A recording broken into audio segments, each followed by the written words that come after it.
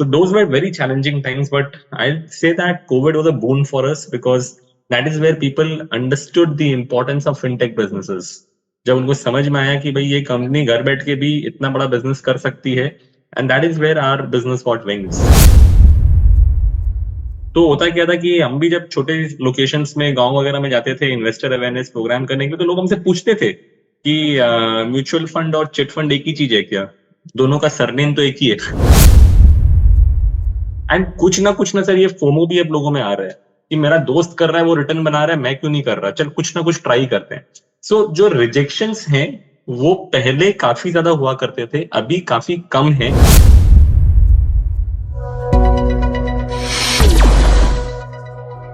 अगर आप एक म्यूचुअल फंड एडवाइजर हैं या फिर आप म्यूचुअल फंड के बिजनेस में अपना करियर बनाना चाहते हैं तो ये वीडियो आपके लिए बहुत इंपॉर्टेंट होने वाला है, क्योंकि इस वीडियो में मैं आपको मिलाने वाला हूं एक ऐसे म्यूचुअल फंड डिस्ट्रीब्यूटर से जिन्होंने बहुत ही कम समय में, महज 6-7 सालों में उन्होंने 700 करोड़ से भी ज्यादा का म्यूचुअल फंड का बिजनेस, म्यूचुअल फंड का पोर्टफोलियो बना दिया है। इनका नाम मिस्टर हितेश जैन है। हितेश जैन ने न ही सिर्फ 6-7 सालों में 700 करोड़ से ज्यादा का म्यूचुअल फंड पोर्टफोलियो बनाया है, बल्कि साथ साथ में इतने कम समय में इन्होंने 30,000 से ज्यादा लोगों को म्यूचुअल फंड जो है वो दे दिया है। म्यूचुअल फंड के ट्रांजैक्शन उन्होंने 30,000 से ज्यादा लोगों के साथ में कर दिए। आपको बहुत आनंद आने वाला है। हितेश, इस व्यक्ति का नाम हितेश जैन है जिनसे मैं आपको रूबरू कराने वाला हूं।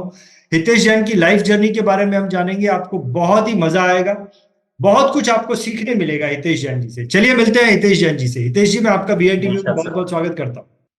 नमस्कार सर।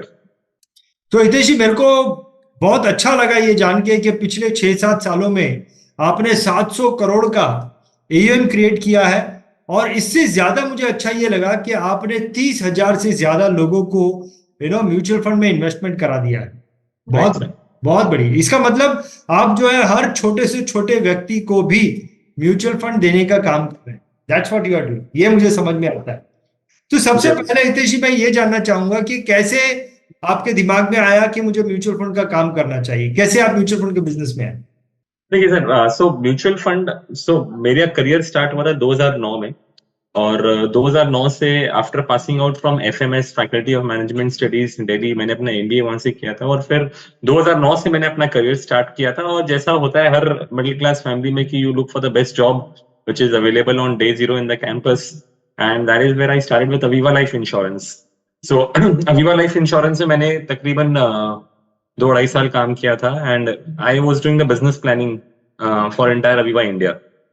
तो वहां पर हम लोगों ने बहुत कुछ एनालिटिकल पर्सपेक्टिव से इंश्योरेंस इंडस्ट्री को समझा था, and thereafter it was more a question of career versus family, and I decided to choose family over career, and I decided to come back to Kolkata, which is my hometown. So Calcutta के अंदर में I started with Ashika Stock Broking, which was a very close family concern, and हमने वहां पर stock broking industry के बारे में बहुत कुछ जाना, समझा, सीखा। एंड आशिका के अंदर में ही मैंने म्यूचुअल फंड बिजनेस को अपना करियर स्टार्ट किया, एंड हमने रियलाइज किया, so this was back in 2014। अगर आपको याद होगा तो 2014 के अंदर में जब मोदी जी पहली बार आ रहे थे, एंड हुआ क्या कि as a run up to the elections आप देख रहे थे कि मार्केट में ब्रेकआउट आया था 6,300 निफ्टी का लेवल, जो पिछले 5 सालों में नहीं टूटा था 2008 के बाद में।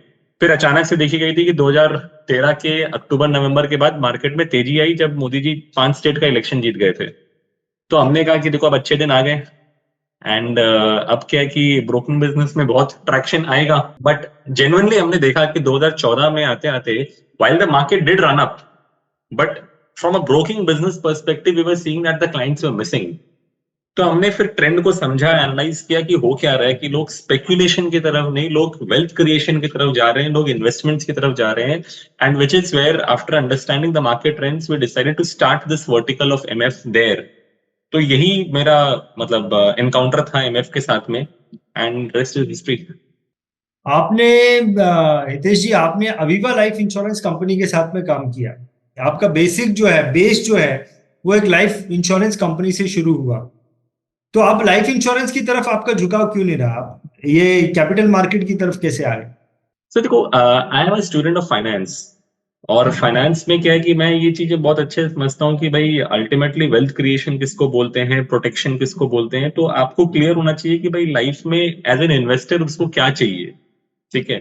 सो when we were working with Aviva we had all types of products, and typically a life insurance company should be sold in India for their term insurance business, but we could clearly see कि वैसा होता नहीं है।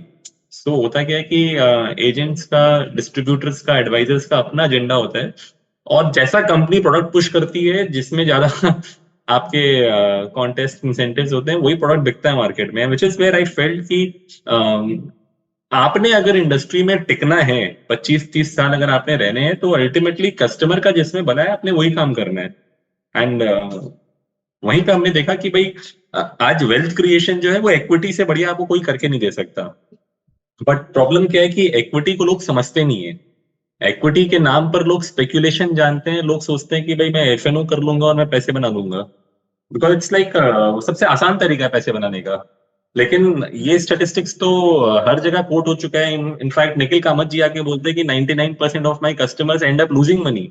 सेबी की study है इसके ऊपर में, जो बोलते हैं कि एफएनओ के अंदर में 99% कस्टमर्स जो है वो पैसा गंवाते हैं। तो ऐसा आप क्या धंधा कर लोगे जहां पे आपके मैक्सिमम बिजनेस, मैक्सिमम कस्टमर्स जो है नुकसान करके जाएं। तो हमने स्टॉक ब्रोकिंग बिजनेस में देखा कि यार it is like a funnel, कि कस्टमर्स डालते रहो और उसमें से कुछ ही बचेंगे लास्ट में। सो हमने कहा कि धंधा ऐसे नहीं होता है। अगर आपने अगले 25-30 साल में इंडस्ट्री में अपना नाम बनाना है तो आपको जेन्युइनली लोगों को पैसे बना के देने होंगे, and which is where MF came into being. तो ये आपने कौन से साल में शुरू किया? 2018 में? सो फिनोमैटिक की शुरुआत हुई थी 2018 में। मैंने अपना करियर एमएफ में स्टार्ट किया था 2014 में। अच्छा, 2014 में आपने, लेकिन तब आप जॉब करते थे? हाँ जी, तब मैं जॉब करता था। आपने बिजनेस कब से शुरू किया? 2018 में? 18 में सर, 18 में। आपने अपना इंडिपेंडेंटली काम करना 2018 में शुरू किया। तो जरूर। क्या आपने ऑलरेडी जो है म्यूचुअल फंड में एज ए एम्प्लॉय काम किया था, लेकिन जब आपने बिजनेस इंडिपेंडेंटली काम करना शुरू किया तो क्या ये आसान था आपके लिए या आपको थोड़ा चैलेंजिंग फील हुआ? तो देखो, हर बिजनेस चैलेंजिंग होता है, there is no doubt about it. हमारे लिए थोड़ा ज्यादा चैलेंजिंग हो गया था। क्यों? क्योंकि होता क्या है कि आप कोई भी बिजनेस बेचो तो फिर अल्टीमेटली आपको रेवेन्यू चाहिए प्रॉफिटेबल बनने के लिए, अपने एम्प्लॉइज को पे करने के लिए। So when we started in 2018 January, उस समय हमारे एमएफ इंडस्ट्री में फिर भी अपफ्रंट एंड ट्रेल कमीशन का स्ट्रक्चर हुआ करता था, right. And I remember 2018 October November, अचानक से एक दिन एक ईमेल आती है, बोलते हैं कि भाई सर सेबी ने नया सर्कुलर पास किया है एंड अपफ्रंट कमीशन कल से नहीं होंगे। And that was like a bomb on our business. But then we knew that if the product offering is good, if we are true to our label, and if we are actually doing a genuine job in the market, then things will follow through in coming times. So the first 2 years were very difficult, especially जब ये upfront हट गया, and thereafter, if you remember, हम 2 साल के भी नहीं हुए थे तभी कोविड आ गया, and आपने घर बैठ के काम करना है, and people don't know you. So those were very challenging times, but I'll say that COVID was a boon for us because that is where people understood the importance of fintech businesses. जब उनको समझ में आया कि भाई ये company घर बैठ के भी इतना बड़ा बिजनेस कर सकती है, and that is where our business got wings. Hitesh, आपने जनरली म्यूचुअल फंड डिस्ट्रीब्यूटर्स की जो माइंडसेट होती है ना, वो कुछ ऐसा होता है कि हमें बड़े बड़े कस्टमर्स चाहिए, 100, 200, 300 कस्टमर हो, बस पोर्टफोलियो बड़ा बड़ा होना चाहिए। लेकिन आप थोड़ा सा, मेरे ख्याल से आप थोड़ा अलग डायरेक्शन में चले गए। आपने 30,000 से ज्यादा कस्टमर्स आपने बना दिए हैं। तो क्या मतलब आपका जो सबसे छोटा कस्टमर है या ज्यादा नंबर ऑफ जो छोटे कस्टमर है वो क्या साइज के हैं आपके, और कैसे आपने ये मन बनाया कि मुझे बड़े बड़े कस्टमर नहीं, मुझे नंबर ऑफ कस्टमर्स बनाने हैं? इसके बारे में थोड़ा आइडिया। तो देखो, हर तरह के बिजनेस मॉडल्स होते हैं, एंड मैं नहीं कहता कि कोई सही है कोई गलत है या मेरा वाला ही बेस्ट है, but I can say that I could have sense that opportunity कि इंडिया के अंदर ना लोगों के पास में mutual fund as a product अभी तक पहुंचा नहीं है। मतलब even if I were to quote the statistics that SEBI issues that 83% of the entire MF AUM today sits in the top 30 cities of India. तो क्या जो रियल भारत है वहां लोग पैसे नहीं बनाते क्या? वहां लोग पैसे नहीं कमाते हैं क्या? बट लोगों तक वहां पर म्यूचुअल फंड नहीं पहुंचा है। तो हमने यही डिसाइड किया कि देखो, बिजनेस कुछ ऐसा क्रिएट करो जो सस्टेनेबल हो। जहां पर आज एक सस्टेनेबल बिजनेस क्या होती है, जहां पर कोई एक कस्टमर या कोई एक ग्रुप ऑफ कस्टमर्स आपके बिजनेस को ना हिला पाए, तो हमने यही कहा कि how do I kind of fragment my business to the smallest extent possible so that we genuinely create value for the masses. And होता क्या है ना सर कि देखो, जब मैंने 2018 में जब ये स्टार्ट किया था, तब लोगों के मन में बहुत एप्रीहेंशन था mutual fund as a product को लेकर के। I mean the mutual fund सही है campaign did not start at that point of time. तो होता क्या था कि हम भी जब छोटे लोकेशंस में गांव वगैरह में जाते थे इन्वेस्टर अवेयरनेस प्रोग्राम करने के लिए, तो लोग हमसे पूछते थे कि म्यूचुअल फंड और चिट फंड एक ही चीज है क्या, दोनों का सरनेम तो एक ही है। Right, so we kind of came through that background. But क्योंकि हमने एक B2B मॉडल क्रिएट किया एंड हमने कई लोगों को म्यूचुअल फंड इंडस्ट्री में जोड़ा, उनको ARN होल्डर बनाया, उनको परीक्षा की ट्रेनिंग कराई, उनको एग्जाम पास कराया, जिस वजह से लोग हमारे साथ जुड़े। एंड फिर हमने कोशिश ये की कि इन लोगों को इतना सक्षम बना दो कि ये लोग आपके साथ में एक बड़ा काम कर सके, इनको एक प्रॉपर प्लेटफॉर्म प्रोवाइड करो। सो हमने वो इतना अच्छा एक फिनटेक प्लेटफॉर्म बनाया और हम अपने साथ लोगों को जोड़ते चले गए। We did not work on the existing ARNs in the industry, क्योंकि एग्जिस्टिंग ARN अपना हिसाब से अपना काम कर रहा है। हमारा ये सोचना ये था कि if I were to carry the baton of mutual fund to the smallest villages of India, I need to create finance professionals in those locations. वहीं पर हमने फाइनेंस के लोगों को अपने साथ जोड़ा, उनको पहले अपॉर्चुनिटी समझाई कि म्यूचुअल फंड में कस्टमर का क्या भला है, तुम्हारा क्या भला है। फिर जो आपको सेबी से लाइसेंसिंग जो चाहिए, आपको एमफिक लाइसेंसिंग करने के लिए आपको NISM 5 पढ़ना होगा। मैं 20-20 घंटे लोगों को पढ़ाया हूँ, लोगों को एग्जाम क्लियर कराया हूँ, और आज के दिन हमारे साथ में तकरीबन तकरीबन 500 ARN होल्डर्स काम कर रहे हैं। सो इन सब के पीछे हमने डेडिकेटेडली मेहनत की है, वो लोग एग्जाम पास करके लाइसेंस्ड होल्डर्स बने और आज वो मेरे साथ काम कर रहे हैं, which is where we are retail counter. तो क्या आप आपके जो 500 ARN होल्डर आपके साथ में जुड़े हैं, जिनको आपने सिखाया और अपने साथ में जोड़ा, ये कलकत्ता से ही है सब या ऑल ओवर द कंट्री से? So since we take pride in calling ourselves as a fintech platform, तो आज के दिन we are working in 10 different states. We would be present in at least 150 locations today. So ये सब लोग अलग अलग जगह से हमारे साथ जुड़ते चले गए और हम लोगों ने लोगों को सिखाया। So which is where when we got scale, आपको डिजिटल होना बहुत जरूरी है। एंड शुरुआती दौर में हमारा वही काम था कि भाई हम फंड हाउस के ऑफिस में लोगों को बुला बुला करके वहां लोगों को सिखाते थे, 10 लोगों का बैच, 15 लोगों का बैच। अभी पिछले महीने मैंने 90 लोगों का बैच बनाया, जहां सब लोग जूम पे थे और वो सब अलग अलग लोकेशन से आए थे। तो वैसे ही होता है सर। तो आज की तारीख में अगर मैं हितेश आपसे पूछूं कि आपका स्ट्रक्चर क्या बन गया है, कितने ऑफिसेस हैं आपके, कितने स्टाफ आपके साथ में काम करते हैं, किस प्रकार के आपने डिपार्टमेंट्स बनाए, अब आपकी फिनटेक कंपनी बन गई है, थोड़ा उसके बारे में आइडिया देंगे? तो देखो, we are a very lean structure and which is the hallmark of any fintech company, कि आप ब्रिक एंड मोटर वाले मॉडल में नहीं बिलीव करते हो, आप सिस्टम्स पे काफी इन्वेस्ट करते हो, आप डिजिटल बिजनेस बनाते हो। सो हमारे लिए चैलेंज था कि भाई ऐसा मैं क्या करूं जिससे कि हमारा सब ब्रोकर हमारे ऑफिस में अगर आए तो सिर्फ हमसे सीखने आए या हमसे अच्छी अच्छी बातें करने आए, ना कि अपने क्वेरीज लेकर के आए, ना कि कोई बिजनेस जमा करने के लिए आए। So that was our wish list. And उस विश लिस्ट को अचीव करने के लिए आपको बहुत ही प्रॉपर डिजिटल इंफ्रास्ट्रक्चर बनाना पड़ता है, जो कि हमने बनाया अपने एंड पर। So today we are only a 23 member company in terms of employees. जो इन हाउस हमारे साथ काम कर रहे हैं, they are 23, but as I say the number keeps growing. So about 3 months back we were at 18, now we are at 23, maybe 3 months down the line I'll say that we are at 30. So इस speed में हम लोग grow कर रहे हैं। In terms of offices, our head office is in Kolkata, Ganeshan Revenue, हमारा head office वही है। We have 2 branch offices. One branch office is in Behala and the other branch office is in Bandel in Hooghly district. So ये branch offices भी sir हमने जो बनाया ना, that was not from an operations perspective. हमारा सोचना ये था कि भाई हमारे डिस्ट्रीब्यूटर्स जो कि फील्ड में काम करते हैं, उनको एक छत चाहिए अपने लोगों से मिलने के लिए, लोगों को ट्रेन करने के लिए, क्लाइंट मीटिंग्स करने के लिए। तो हमने उनके लिए ऑफिसेस बनाई। वो ऑफिसेस को हम कंट्रोल भी नहीं करते, वो ऑफिसेस वही कंट्रोल करते हैं। So as such we are a very lean structure. तो आप लोग, अगर मैं आपसे पूछूं, आपका पर्सनल जो स्टडी होता है वो अपने टेक्नोलॉजी को अपग्रेड करने में ही स्टडी होता है, या फिर आपको ये म्यूचुअल फंड के बारे में भी बहुत कुछ सीखना पड़ता है, समझना पड़ता है, इसकी टेक्निकलिटी को अपने एडवाइजर्स को समझाना पड़ता है जो आपके साथ में एआरएन होल्डर है? क्या एग्जैक्टली आपकी स्टडी किस चीज पे होती है?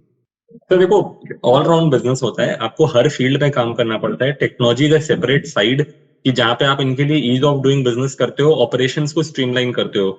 सो वहां पर भी अगर आप ग्राउंड से जुड़े हो, अगर आपको फील्ड की प्रॉब्लम्स पता है ना, तो आप अपने आप सोल्यूशंस निकाल लेते हो, and that is what IT enables you to do.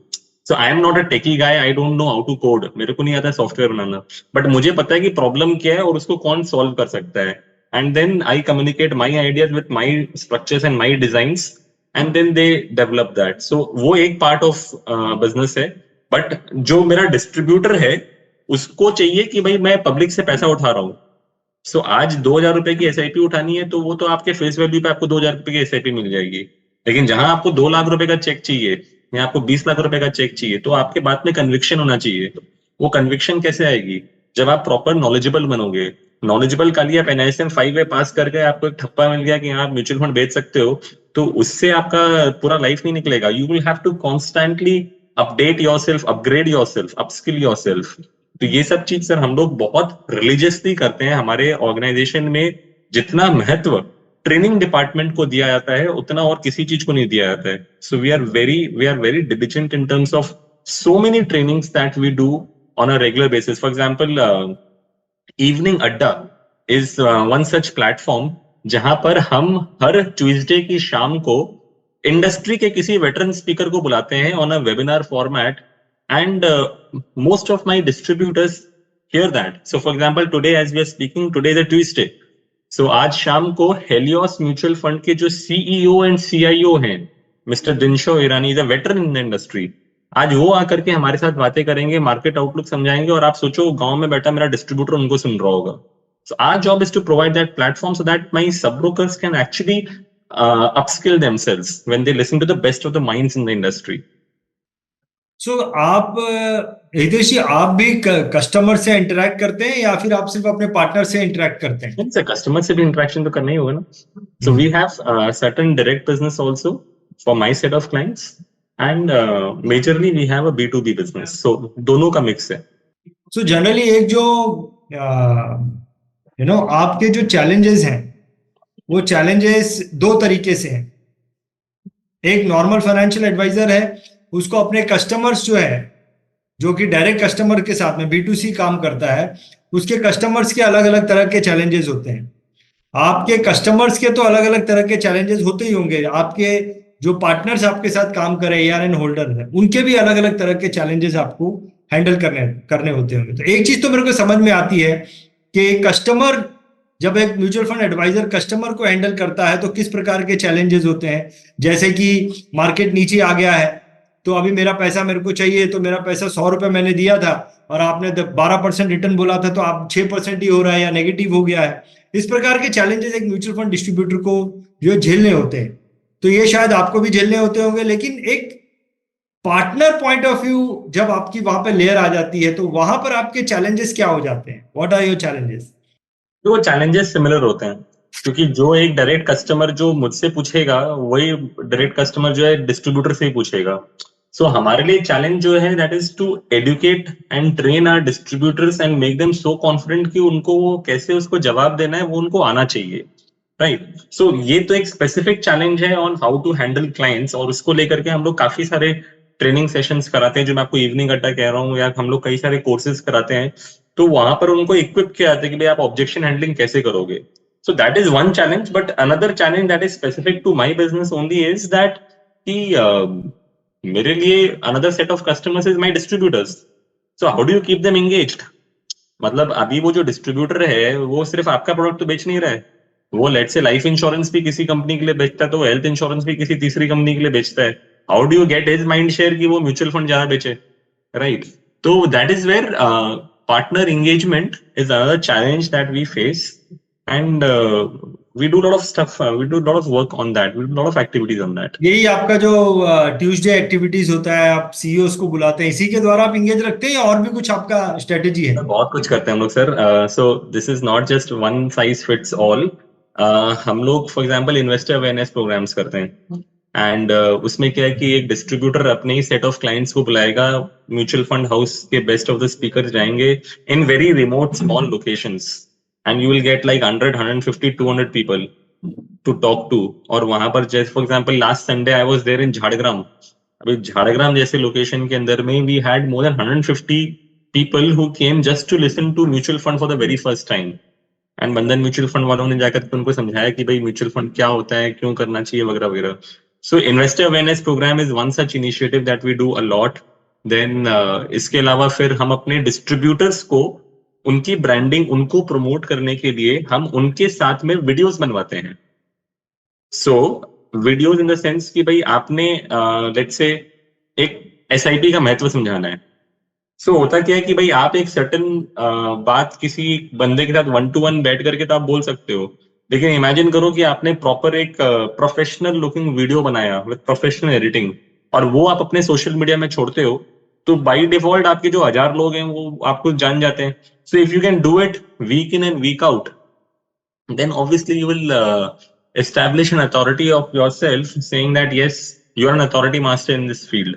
So हम इस तरीके के वीडियो प्रोग्राम्स काफी करते हैं। अभी रिसेंटली हमने एक फिनोमेटिक टॉक शो बोल के स्टार्ट किया, वहां पे हम अपने डिस्ट्रीब्यूटर्स के साथ में अपने इंडस्ट्री के बड़े स्पीकर्स का इंटरेक्शन करा रहे हैं, and we are kind of producing episodes around it. So all of that is being done to engage the partners in a very meaningful manner. आज की तारीख में हितेश जी, काफी सारी फिनटेक कंपनी हो गई म्यूचुअल फंड का काम करने के लिए। इनफैक्ट आपने तो 2018 में शुरू किया, लेकिन फिनटेक कंपनी तो काफी बहुत समय पहले से जो है वो काम कर रही है। तो ऐसे चैलेंजिंग माहौल में आप दूसरे फाइनेंशियल एडवाइजर्स को अपने साथ में जोड़ सकें, दूसरे लोगों को अपने साथ में उनको अपने प्लेटफॉर्म पे लेके आ सके कि आपके साथ में काम करें, जबकि दूसरे अच्छे अच्छे इस्टेब्लिश नाम हैं, वो कैसे करते हैं आप? How do you do that? कैसे कन्विंस कर पाते हैं आपको? सर देखो, मैं आपको बताता हूँ कि we are blessed that we live in a country called India, जहाँ पे मार्केट की कोई कमी नहीं है। अभी आपके पास में अगर एक अच्छा प्रोडक्ट हो, एक अच्छी ऑफरिंग हो, and if you are genuine in your thoughts and in your deliverables, तो आप कुछ भी कर सकते हो इस मार्केट के अंदर में। And which is what we see that for example अगर हम आज की बात करते हैं तो, and if we are talking about the B2B business, बस आज के दिन भी इंडिया में कितने लोग म्यूचुअल फंड डिस्ट्रीब्यूटर हैं? Only 3 lakh people. In fact we have not yet touched that 3 lakh number in terms of ARN numbers which is coming out, right? अगर लाइफ इंश्योरेंस इंडस्ट्री की बात करूं तो पिछले हफ्ते में रिपोर्ट पढ़ रहा था कि पिछले 1 साल में लाइफ इंश्योरेंस इंडस्ट्री में 2,76,000 लोग ज्वाइन किए हैं, और हमारी इंडस्ट्री जो 35 साल से काम कर रही है वहां पर आज तक हम लोग 3 लाख का नंबर टच नहीं कर पाए हैं। So I am saying that there is enough room, there is enough space for everyone to work together, क्योंकि तो कंपटीशन फील नहीं होता? नहीं सर, देखो होता क्या है ना सर कि while there are options available to everyone, every distributor or every client has got different options, but if you are true to your skill set, अगर आप अपना काम बेखूबी से अगर आप निभा रहे हो ना, तो लोग आपके साथ काम करना चाहोगे। unless you do something really bad, अगर आपने कोई गलत काम किया तब लोग आपको छोड़ के जाएंगे। अदरवाइज हमने मॉडल ही ऐसा बनाया कि भाई आप लोगों को ला रहे हो, उनको समझा रहे हो, सिखा रहे हो, कन्विंस कर रहे हो, उनको एग्जाम पास करा रहे हो। सो एक लॉयल्टी फैक्टर जो है ना हमारे बिजनेस में वो बहुत ज्यादा है। So I tell this to my employees also, कि boss, if you do something really awfully bad, then only people will leave you, otherwise they don't have a reason to leave you. आपको क्या लगता है हितेश जी के mutual fund आप लोगों को सिखा रहे हैं, you are teaching mutual fund business to many people, mutual fund को सेल करने का जो की सेलिंग पॉइंट है? क्योंकि हमारा जो इंडिया जो है, आपने बताया कि हम इंडिया में रहते हैं, तो इंडिया में जो है ट्रेडिशनल प्रोडक्ट्स जो है ना लोगों के दिमाग में, और आप जो तो गांव-गांव में जाने की कोशिश कर रहे हैं, लोगों के दिमाग में ट्रेडिशनल प्लान जो है वो ज्यादा फिट है। म्यूचुअल फंड सेल करने की कोई की सेलिंग पॉइंट आप बता सकते हैं जो आप यूज करते हैं? सर आप उसकी लाइफ को उसको दर्शा दो। मैं आपसे पूछता हूँ फॉर एग्जांपल कि आज all these investor awareness programs that we do, हम सबसे पहला सवाल उनसे क्या पूछते हैं कि सर आप कहाँ इन्वेस्टमेंट करते हो? And by default we have कि सर बैंक FD सब लोग करते हैं, पोस्टल डिपॉजिट सब लोग करते हैं, लाइफ इंश्योरेंस प्लान ऑलमोस्ट हर आदमी के पास में 2-2, 3-3 प्लान है, गोल्ड, रियल एस्टेट, ये सबके पास में है, right? And then I ask them कि बॉस तुमको मिलता कितना है उसमें? तो दे से दैट सर 7%, 7.5%, 8%। मैं कहा कि तुम्हारा जो वेटेड एवरेज पोर्टफोलियो रिटर्न है वो कितना बन रहा है? the weighted average portfolio return of a common Indian is not more than 7.5%. I hope you agree to that point, right? तो अगर 7-7.5% का रिटर्न आप बना रहे हो तो आप अपने पैसे 10 साल में डबल कर रहे हो. Rule of 72, you know it, right? बस अगर आप 10 साल में अपने पैसे डबल कर रहे हो, आप अपने आप से पूछो कि क्या आपके खर्चे पिछले 10 साल में डबल हुए हैं, ट्रिपल हुए, 4 गुना हुए? So you should know your personal inflation number. And that inflation is not just a result of कि आटा, दाल, चावल, चीनी का दाम कितना बढ़ रहा है. It also includes your lifestyle inflation, right? So अगर मेरी ऑडियंस अग्री करती है कि हाँ सर पिछले 10 सालों में हमारा खर्चा 3 गुना 4 गुना हो गया है, तो बस you need a product which can deliver you that kind of returns that can catch with your expenses. नहीं तो होगा क्या सर? मैं तो उनको एक मेरी पेटेंट लाइन है, मैं इनको बोलता हूँ कि बस फिक्स डिपॉजिट तुमको गारंटी रिटर्न देगा, बट वो एक बात नहीं बताता है, वो तुमको गारंटीड गरीब बनाएगा. तो अगर तुमको गारंटीड गरीब बनाने वाली स्कीम में जाना है तो तुम करो फिक्स रिटर्न्स वाले काम. और अगर तुमको पता है कि सब्जेक्ट टू मार्केट रिस्क है, there is no guarantee return in mutual fund, but if you understand the India growth story, अगर आपने समझ में आता है कि बॉस मैं पैसे कोई 6 महीने 1 साल के लिए लगा रहा हूँ, मैं पैसे लगा रहा हूँ अगले 10 साल के लिए, और अगर आपको अगले 10 साल के लिए हमारे देश में भविष्य अगर आपको भरोसा है, तो म्यूचुअल फंड से बढ़िया प्रोडक्ट नहीं है आपके लिए.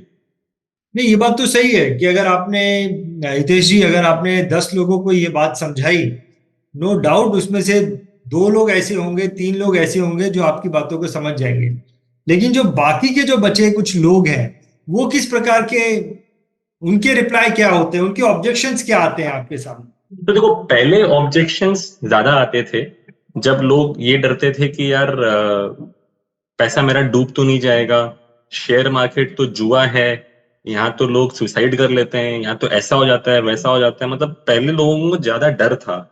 लेकिन जेन्युइनली मैं बताता हूँ सर कि पिछले 2-3 सालों में ना, जब से ये म्यूचुअल फंड सही है कैंपेन को एम्फी ने ज्यादा जोर दिया है. अभी आप आईपीएल मैच देखो, हर दूसरे ओवर के बाद में आपको सचिन या धोनी स्क्रीन पे आके बताएंगे म्यूचुअल फंड सही है. तो कहीं ना कहीं लोगों में जागरूकता बढ़ी है, right? At the same time होता क्या है कि सर आज का जो एक कॉमन ग्राहक है ना, वो मेरे से आपसे ज्यादा पढ़ा लिखा है. क्यों? क्योंकि उसको व्हाट्सएप यूनिवर्सिटी और यूट्यूब से ज्यादा ज्ञान मिलता है. तो यूट्यूब पे जाकर के वो खुद ही रिसर्च करता है और खुद ही समझता भी है. तो कहीं ना कहीं उसके पास में अभी वो इंफॉर्मेशन डिस्पैरिटी नहीं है. एंड कुछ ना सर, ये फोमो भी अब लोगों में आ रहा है कि मेरा दोस्त कर रहा है, वो रिटर्न बना रहा है, मैं क्यों नहीं कर रहा, चल कुछ ना कुछ ट्राई करते हैं. सो जो रिजेक्शंस हैं वो पहले काफी ज्यादा हुआ करते थे, अभी काफी कम है. लेकिन एट द सेम टाइम जब भी मैं कोई इस तरह का प्रेजेंटेशन स्टार्ट करता हूँ ना, मैं पहला डिस्क्लेमर ही देता हूँ कि सर मैं जो बातें आपको बताऊंगा ये जीवन जीने का एक तरीका है.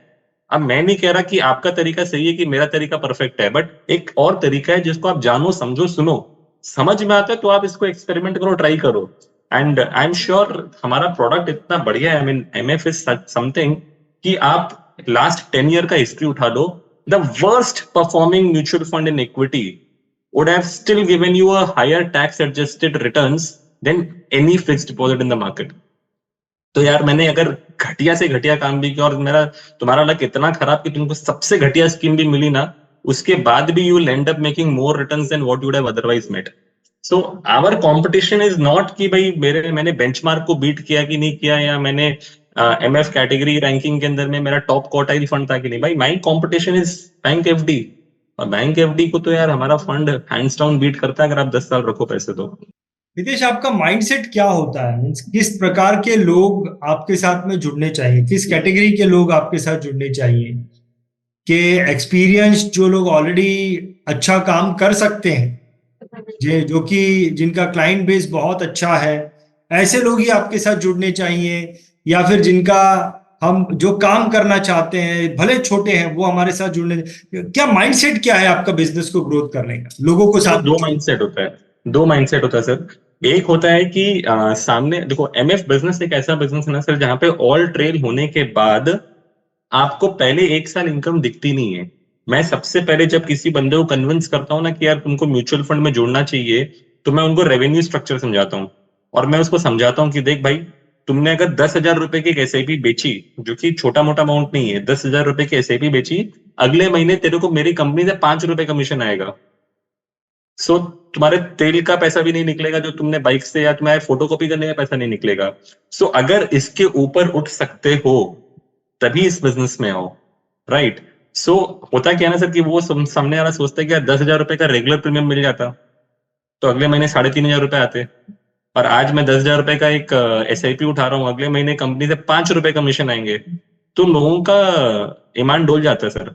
सो मेरा पहला रिक्वायरमेंट मैं इनको यही समझाता हूँ कि पहले इस कॉन्सेप्ट पे क्लियर हो, and second you should be open to change in the sense that देखो होता क्या है सर कि हमारे साथ में बहुत सारे फाइनेंस प्रोफेशनल्स जब काम करते हैं उन लोग आज से काम नहीं कर रहे, वो 25-30 साल से, मतलब मेरा करियर जितना उससे ज्यादा उनका करियर रहा हुआ है। तो जो बंदा पिछले 20 साल से लेट से LIC का एक प्लान बेचा है, आज उसको बोलो कि नहीं सर MF ज्यादा बेटर प्रोडक्ट है, तो वो माइंडसेट में ना लोगों का आता नहीं है। होता क्या है कि मैं इसलिए जुड़ रहा हूँ क्योंकि मेरा कस्टमर कहीं और चला जाएगा, इसके लिए वो आपके साथ में जुड़ने की सोचते हैं, बट देन उससे आप सस्टेनेबल बिजनेस नहीं खड़ा कर पाओगे। So that is where we make it a point कि हमारे डिस्ट्रीब्यूटर्स जो हैं वो ट्रेनिंग्स अटेंड करते रहे, ताकि उनको समझ आए। अल्टीमेटली देखो होगा क्या सर कि 3 साल 5 साल बाद जब वो खुद अपनी आंखों से देखेंगे ना अपने ऐप के अंदर में कि देखो मेरा कस्टमर का जेन्युइनली पैसा बना है, तब वो लोग कन्विंस्ड होंगे। So you need to have an open mindset. You need to have certain clientele base, जिसके बेसिस पे you need to have certain income backup. नहीं तो अगर आप सोचो कि कोई बंदा कॉलेज फ्रेशर पास आउट होकर के अभी जॉब छोड़ करके वो म्यूचुअल फंड स्टार्ट करेगा, तो सर 1 साल उसकी फैमिली अगर उसको देख सकती है तभी वो कुछ कर पाएगा। Correct correct. आपको क्या लगता है हितेश जी के देखो अभी बहुत सारे फिनटेक कंपनी, बहुत सारी बड़ी बड़ी फिनटेक कंपनी भी है, बहुत सारी कंपनी जो है आपसे भी बहुत छोटी छोटी है, यू नो, इन सब के बीच में आपको क्या लगता है कि आपकी स्पेशलिटी क्या है, आप कहाँ से अपने आप को थोड़ा अलग देखते हैं उनसे? देखो it is the sincerity of our approach.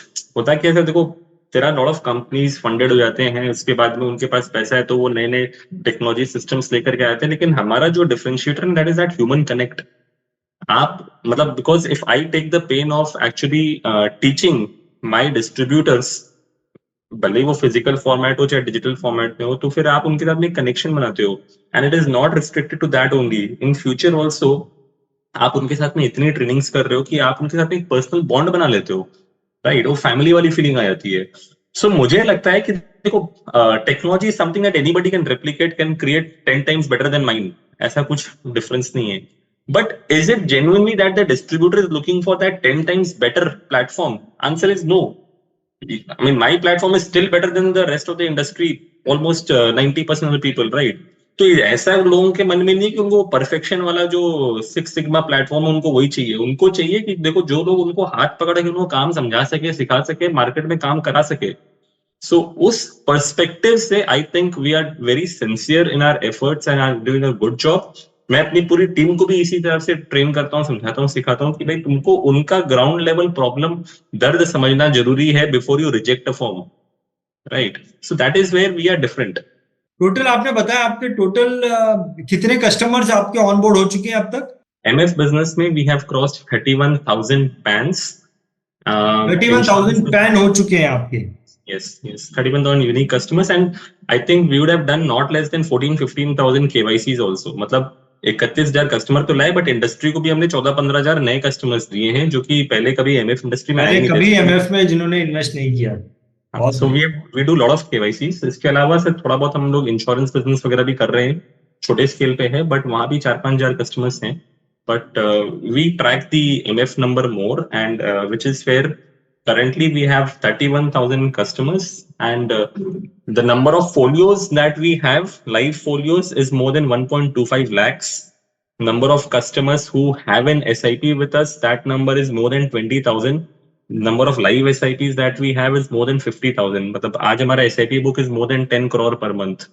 So हमने बिजनेस को बहुत फ्रैगमेंटेड बेसिस पे ब्रिक बाय ब्रिक, क्या बोलते हैं, सिप बाय सिप बनाया है। तो आपको क्या लगता है हितेश जी, आपने काफी सारी चीजें बोली, नंबर ऑफ फोलियो बताए, नंबर ऑफ कस्टमर 31,000 है, इतने सारे आपके 10 करोड़ के ऐसे, what is your biggest success story? आपको लगता है 6 सालों में क्या चीज हुई आपको लगता है कि ये हमारी सबसे बड़ी सक्सेस स्टोरी? तो देखो मैंने ना जब ये MF बिजनेस में अपना एंटरप्रेन्योरियल जर्नी जब स्टार्ट करना था ना, तो you always have the choice like all the other big MFDs कि आप चाहो तो आप अपना खुद का क्लाइंट का बिजनेस भी कर सकते हो। एंड आज भी for example if I say that there is 700 crore of numatic AUM, then 100 crore would be my personal set of clients. और 100 करोड़ के AUM में तो आप अच्छा धंधा कर ही लोगे, आपको अच्छा इनकम तो आ ही जाएगा. But the reason why I went for a B2B2C format was not just on the size of opportunity, but also on the satisfaction that you get when you see people prospering. So आप देख पाते हो कि यार एक distributor जो आपके साथ में जुड़ा था, आज वो महीने का 50,000 रुपए का ट्रेल कमीशन जब लेके जा रहा है ना, तो कहीं ना कहीं एक मन में फीलिंग आती है कि देखो आज हमने एक ऐसा प्लेटफॉर्म क्रिएट किया जहां से उसका घर चल रहा है. ठीक है. बहुत बढ़िया. सो अगर मैं आपसे पूछूं हितेश जी कि अब यहां से आगे देखो 700 करोड़ का तो आपने AUM बना लिया है, 31,000 कस्टमर आपके साथ में जुड़ चुके हैं. आपका क्या विजन है यहां से आगे? आपका क्या विजन है, क्या आपने गोल रखा है बिजनेस पॉइंट ऑफ व्यू? तो देखो, we keep challenging ourselves, we keep putting a number then changing that number every year, क्योंकि होता क्या है कि हमें नहीं पता हम क्या करने वाले हैं. बट हाँ, चीजें बड़ी होती जा रही हैं. And the number that I always speak to my team in the last 3 months is कि बॉस, जिस हिसाब से हम नंबर्स ग्रो कर रहे हैं ना, for example if I to tell you that हमने पहला 500 करोड़ का टच नंबर किया था पिछले दुर्गा पूजा में. सो 5.5 years we took to achieve the first 500 crore. And then we set to ourselves कि देखो 5.5 साल लगे 500 करने में, तो 2 साल और लगेगा, अपना 500 और हो जाएगा, 1000 और हो जाएगा. Now the things the way they are planning, मैं अपनी टीम को चैलेंज कर रहा हूँ कि यार 2 साल में तो बाई डिफॉल्ट होगा. अभी क्या हम लोग इसको इस दिसंबर में या अगले मार्च में कर सकते हैं? Can we fast track that journey to maybe 16 months और 20 months इंस्टेड ऑफ 24 months? सो हमने सर जो अभी एजेंडा जो टारगेट रखा है ना कि आने वाले 5 साल में मुझे लगता है कि there will be at least 3,000 distributors who we will create for the industry. अभी वो नंबर 500 है, ये नंबर 3,000 पार कर जाएगा आने वाले 5 सालों के अंदर में. And I believe that the AUM that we will be serving would not be less than 5,000 crore. ये तो होना ही है. मतलब if we do something lower than that, then I would be disappointed. In terms of SIP book, मुझे लगता है कि अगर हम तरीके से काम करते चले गए तो शायद 5 साल के बाद में हम 80-100 करोड़ का SIP बुक खड़ा कर लेंगे. And in terms of number of clients, अभी हमारा मंथली रन रेट अभी 1,000-1,200 क्लाइंट हम ऐड कर रहे हैं. So I am just pushing myself कि इसको क्या हम 1,500 कर सकते हैं, 2,000 कर सकते हैं. So the idea is clear that maybe in 3 years time we should be crossing a lakh of clients. Fantastic Hitesh ji. अगर मैं इंडस्ट्री के जो बहुत ज्यादा सक्सेसफुल लोग हैं, जिस तरीके का काम आप कर रहे हैं, उस तरीके के काम करने वाले जो बहुत ज्यादा सक्सेसफुल लोग हैं इंडस्ट्री में, उनसे बात करते वक्त जिस प्रकार की एनर्जी आती है, जिस प्रकार की वाइब्रेशन आती है, वैसे ही कुछ आपके साथ मैंने जो कुछ समय बात की, वैसी ही वाइब्रेशन कुछ आपसे भी आती है, वैसी कुछ एनर्जी आपसे भी निकल के आती है, जो कि ये साफ साफ बताता है कि आप बहुत तेजी से बहुत बड़ा अपना बिजनेस बनाने वाले हैं. मुझे पूरा यकीन है हितेश जी, इस वीडियो को देखकर बहुत सारे लोगों को मोटिवेशन मिलने वाला है, बहुत एनर्जी आने वाली है. इतने कम समय में आपने इतना बड़ा बिजनेस खड़ा किया है. बहुत बहुत धन्यवाद करना चाहूंगा हितेश जी, आपका समय देने के लिए और आपके काम करने के तरीके के बारे में हमें जानकारी देने के लिए. बहुत बहुत धन्यवाद. Thank you. BITV के इस वीडियो को अंत तक देखने के लिए आपका बहुत बहुत धन्यवाद. अगर आपको ऐसा लगता है कि BITV financial and insurance adviser community के लिए अच्छा काम कर रहा है, नेक काम कर रहा है, तो मेरी आपसे रिक्वेस्ट है कि BITV financial and insurance adviser community के साथ जुड़ने के लिए आप इस चैनल को ज़रूर सब्सक्राइब करें. बहुत बहुत धन्यवाद.